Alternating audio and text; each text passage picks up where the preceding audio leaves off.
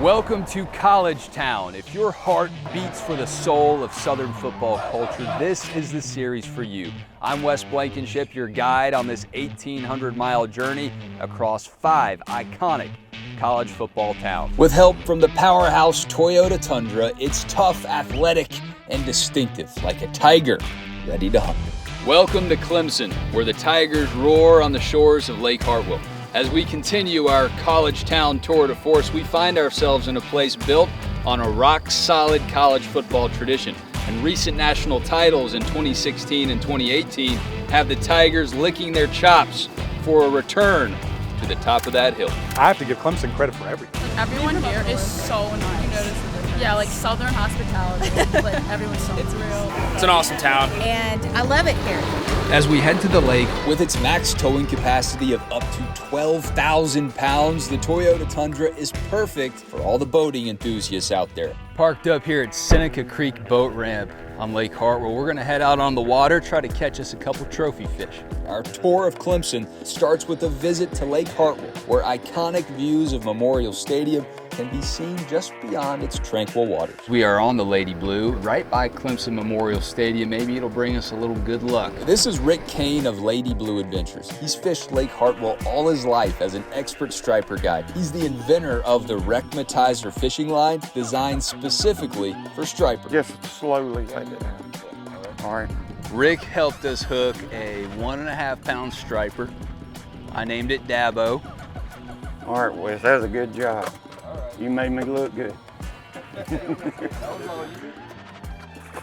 You grew up with a lot of pride, catching a lot of fish out here. But why is Clemson special and near and dear to your heart? Mostly the people around here. Everybody you meet is so friendly, and that means a lot. We can see the stadium over there. How does the lake come to life on game day? To be honest with you, you would just have to be here. It's just like you pull up under the bridge, and all you see is boat to boat to boat, and they all lit up. People have underwater lights. It's like you're at a carnival when you first see it. You're just amazed. And people playing music, people cooking out. You know, it's just phenomenal, out of this world. Now we're heading a little deeper into Tiger Country as the Toyota Tundra's adaptive variable suspension eases between country roads and city streets. We're at the edge of downtown. College Avenue is where we're going to head down here. Let's go check out what Clemson has to offer. Here at the ESSO Club, right across the road from Clemson Memorial Stadium. It's the place to be before, during, and after a Clemson football game. Back in 1985, this legendary gathering spot transformed from a historic gas station into the heart of Tiger festivities. Hey. Hey there. How are you? Doing well. What do we have here, Addison? I've got our garlic parm wings and our bird dog. Absolutely fantastic. Why don't you grab a seat?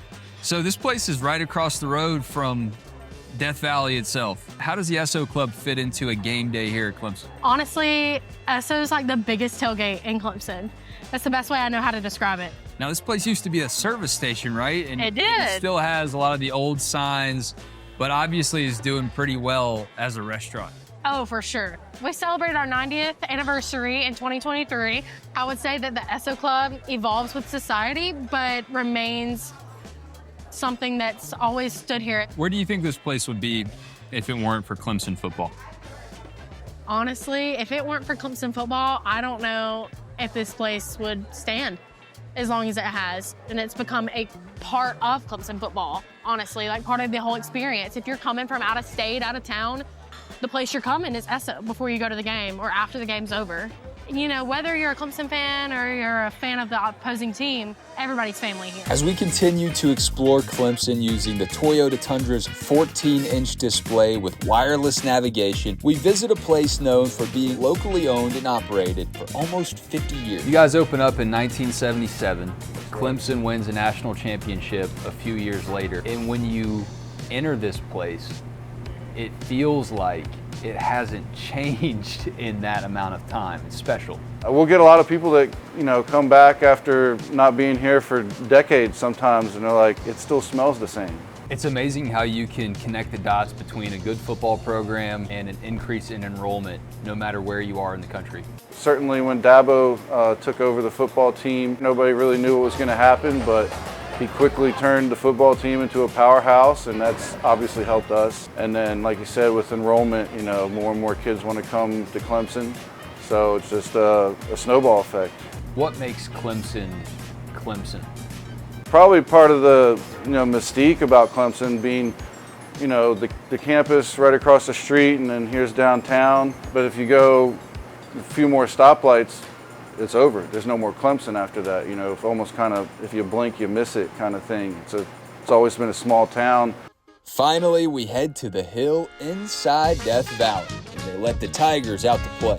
With the Toyota Tundra's powerful four-wheel drive, I bet we could take on that hill no problem. We are here at Clemson Memorial Stadium, Death Valley, where the Clemson faithful, the people in this small town, get big and loud and make sure that visiting teams don't come out alive. We're about to speak with somebody who experienced that firsthand, wearing that paw print on his helmet, Eric McLean. This former co-captain was a part of 46 Tiger victories. That's the most in Clemson history. Eric, man, paint the picture for me about how this town rallies around Clemson football. It's truly unique, man. There's that small town feel that just erupts on game day. You're talking about a very tiny town that magnifies. There's 300,000 people here for those type of games, 80-something here in the stadium. It's one of those things where football is the lifeline of this economy, of this community. There's such a sense of pride here, you know, that Paul means something when you wear that as a fan, as a player, as an administrator, coach, and people don't take that lightly when they're here. I'm getting goosebumps just thinking about my first time on this field, warming up, getting in those buses. We circled the entire stadium and end right here. And you're literally standing on top of this mountain, about to touch the rock. As an 18-year-old kid, this is college football. College football is so beautiful because every place has its own little thing that makes it unique. You guys have this rock, this hill, and some buses. Yeah. Tell me what it all means. Well, first of all, can we go see it? Can I show you this thing? Yeah. Well, it starts right here, and you just feel this energy. You see the stadium, and we're wrapping around, man, here in buses. They're going to finish right here, and when you walk out and you see this magnificent rock, you just get excited. I got to ask you, are you ready to give 110%? We're giving 110% everywhere we go. Let's go, Let's baby. touch this thing.